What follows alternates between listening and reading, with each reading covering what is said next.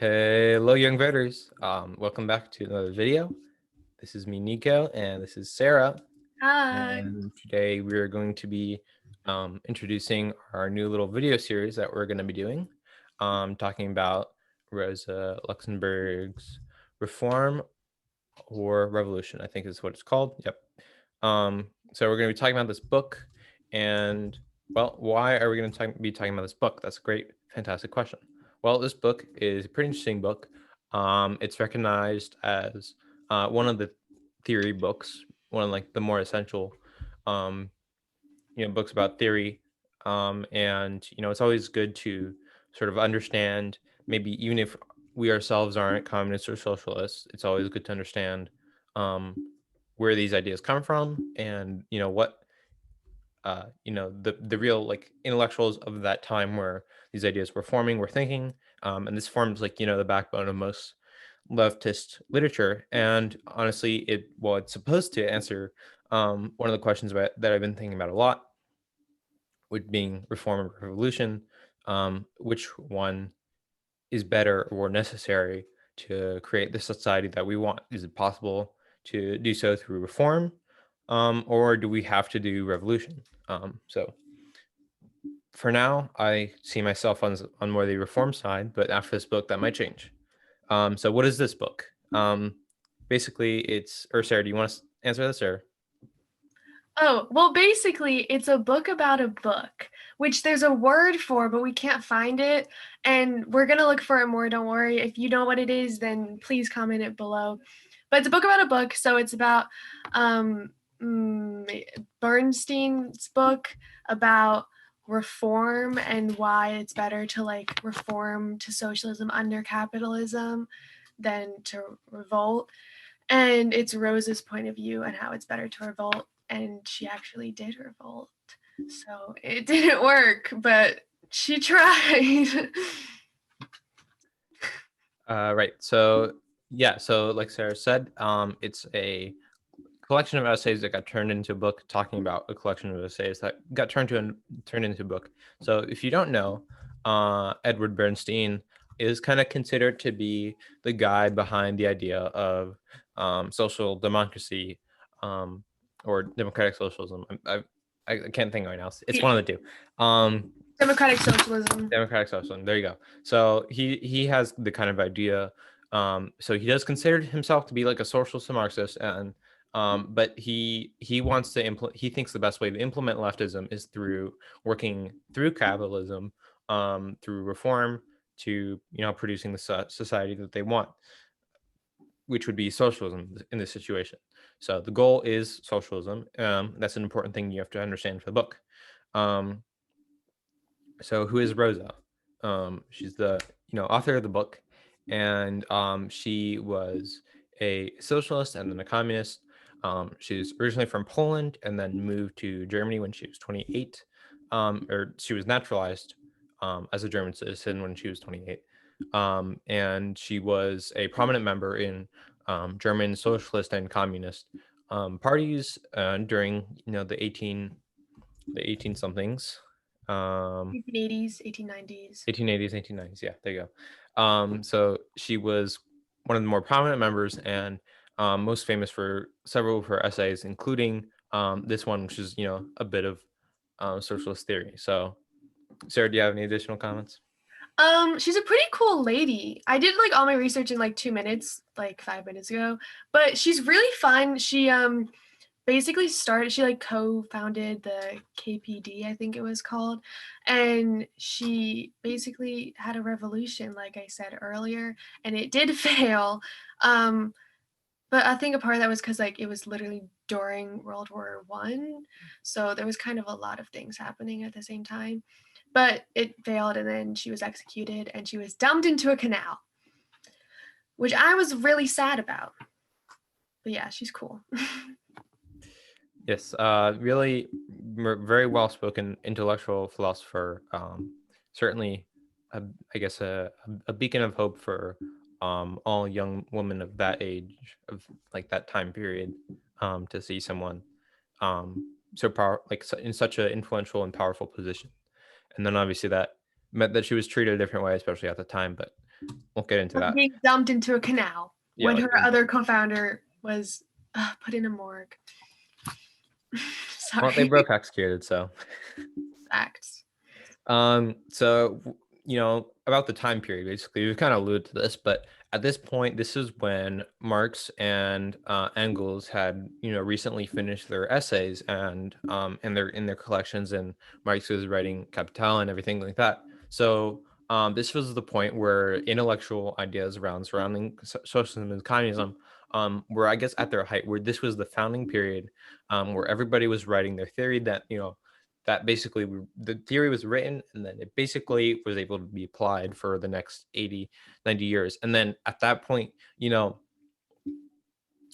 communism or socialism wasn't seen that much as a threat by the capitalist democracies and really the governments. It wasn't seen um, that much as a threat when it was coming out, but then after a couple of years, it started up being a threat, and then the communists and socialists started getting executed, which obviously put a damper on what they could produce. So this was, like I mentioned, a time where Karl Marx was alive. So if you had a question, you could literally write to him, say, what did you mean on page 512 of Das Kapital, volume 30, section 57? Whoa. You know how long those books are, but you could literally write him, and they were having these discussions as they were post Enlightenment in Europe, and they were talking to each other, debating ideas and stuff like that. So a lot of essays were being written, and then people wrote essays commenting on those essays, and a lot of these essays got later turned into books. And one of those essays is this book that we're about to read. So that's, I guess, kind of the time period which we'll brief you in to, I mean, I guess, understanding where it comes from, because a lot of the book is basically Rosa talking about the other essays written by the other guy. And We should have probably read his essays first, honestly. yeah, I don't know, I'm kind of thinking about that now, but anyways, We can always go back to that. yeah. So they're talking about Bernstein's ideas, and she's trying to refute them, because obviously she disagrees. So um yeah, that's Sarah. Do you have anything to comment? I don't know. I'm kind of like just interested in what she's going to say because at least like in this modern era, I don't think revolution is really the way to go, but maybe she'll persuade me otherwise. Mhm. So, yeah, I'm excited. Yeah, you know what, that brings up a great point. Some people, like, some aspects of theory are more outdated than others. Obviously, this was written 100 years ago, and no one can really foresee everything 100 years um into the future. But like, these people were very smart, and they were able to, for a large part, write stuff that would withstand the test of time. And for example, what Marx wrote about, I guess a lot of it kind of came true. I guess I don't really know how to phrase it, but um you can still apply his logic and understand his understanding now as a modern day person than any person, in the late 1800s. So some of it stands the test of time, some of it doesn't, and then we'll probably comment on that at the end, when giving sort of our opinions whether or not they changed after reading the book. But yeah. So what we're going to be doing basically is we're going to be reading 2 chapters every week. And then we're going to be releasing a video. So you guys can feel free to follow along. I will include a link in the description to a playlist with like an audiobook chapter by chapter, so you can listen to it. Otherwise, it's also available for free online. Um, so yeah, you can totally follow along, and it's not long. Sarah Not can long at attest. all. It's so short. Like it's like 2 scrolls. Like if you have it online, I could probably have like read the whole thing in one sitting, but I'm so lazy, so I didn't do that. But Yeah, I mean, it's very short. I'm reading it on Audible. It's like 3 hours total on standard speed narration. So really short book. Each chapter is like 11 minutes long. Um, yeah. So totally not a huge time commitment, especially 2 chapters a week. That's like 20 minutes. You can just do that when you have free time on the weekend or whatever. So I would suggest you should follow along. Now, what, like, who is this book really for, the audience wise? No, that I would caution you if you're like, if you're completely not on board with like any anti-capitalist ideas at all and have like no frame of reference for it, I would not read it. You would just Like, get angry the whole time. You wouldn't enjoy it. well, it's just like not understandable because it's written to like an educated intellectual community of socialists, like um not even really to the working class. It's more of like a discourse between the two of them, and it's kind of like looking into that discourse. So they're referencing ideas in other works that you kind of have to be familiar to. They're referencing um you have to also be pretty good at economics or have a pretty good grasp of economics to read it. They talk a lot about economic principles. You have to be willing to do the research to find out what they're talking about if you really want to understand it. They talk about a lot of economic principles, and they throw around a lot of terms, and it's written in like I guess a kind of hard to digest way. So I would definitely recommend being in full concentration when reading it. Obviously, it's not too much time commitment, but you probably have to just concentrate for it, and you might have to do some like outside googling to really understand it. Even if you are like a seasoned leftist, it's a little bit hard to understand, and I'll admit that. But definitely would not read this if you're not at least a social democrat or something. If you're, yeah, I definitely would not read this. If you were anything to the right of that, otherwise you just won't really be able to understand it, because there's just so many things that you have to know and accept to even read it or understand it. So yeah, that's kind of like a little gateway. But if you are to the left, then this will be a pretty interesting read. Hopefully, you'll answer that question that I talked about earlier. Reform and revolution, pretty important question in the modern day time period. So, yeah. Sarah, do you have anything to add there? No. Okay. Hopefully, we've convinced you to read along with us. Obviously, reading theory and understanding that stuff is important, and also like informs because like all really leftist ideas have to come from. I mean, I guess not.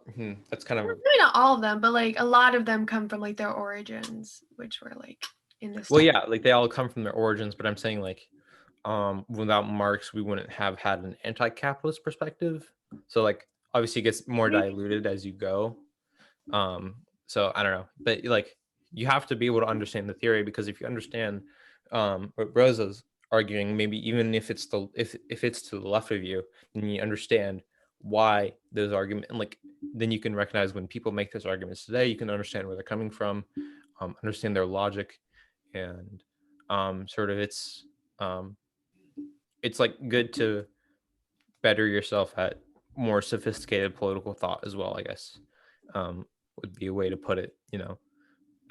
It's hard to understand.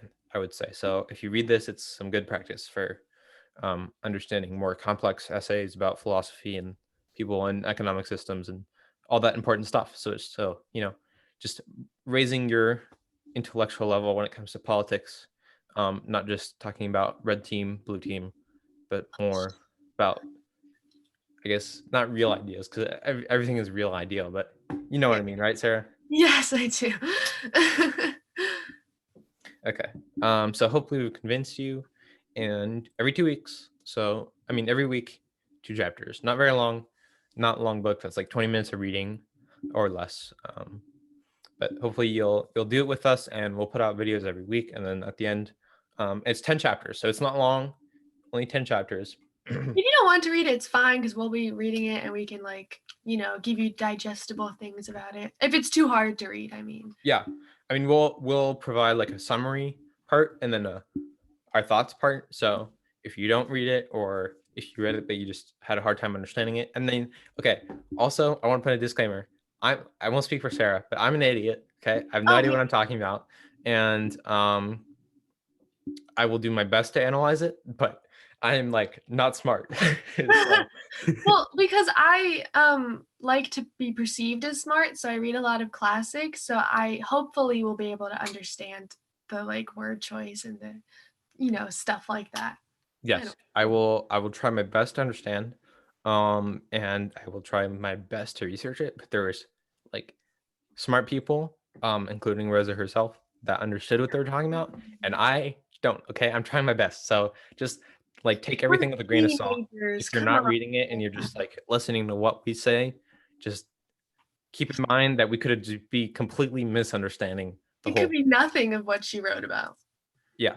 So that's my little disclaimer because I want to put that out there, because I don't want to pose as something I'm not. I guess I'm not like the master of reform and revolution.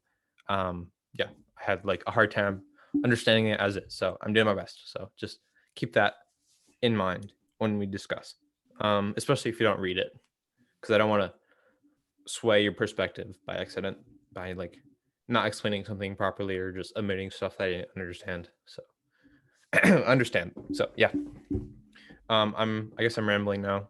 Sarah, do you have anything to add? Nope. All right. Hopefully this convinces you to read. And next week we'll put out a video talking about chapters 1 and 2. So make sure to check out the description where we'll have the audiobook and probably a link to a PDF that's available. Um, yeah, that's pretty much it. All right. Thanks, guys. Bye, guys. Love you.